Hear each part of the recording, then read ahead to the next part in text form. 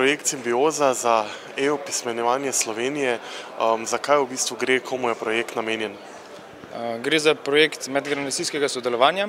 Namenjen je predvsem starejšim, ki še nimajo izkušenj z računalnikom. Se pravi, nekateri imajo starejši strah pred tem, ne uporabljajo, tako kot mi, ko ga vsak dan uporabljamo. Se pravi, imajo strah pred tem, ne znajo uporabljati miške in tukaj tudi na prostovoljcih oziroma na mladih, da pokažejo nekaj sodelovanja, da starejši so tudi del družbe, da se jih nekako ne zapostavlja in da se jim pokaže tudi, kaj računalnik je. Mladi, tukaj gre za zelo osnove, tako da mladi imamo ta znanje, se pravi miška, internet, 5 različnih modelov, kaj jih bo, in potem, da se jim to pokaže, da se tudi vidi, kaj nekateremu to pomeni. Projekt letos poteka drugič, kakšen je bil odziv lani?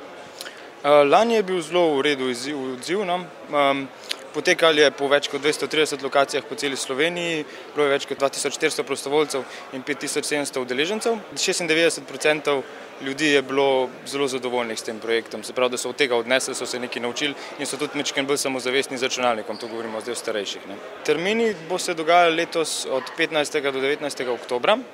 In sicer se za lokacije točno še ni določeno, ampak se bomo trudili še to bolj razširiti kot pa lansko leto.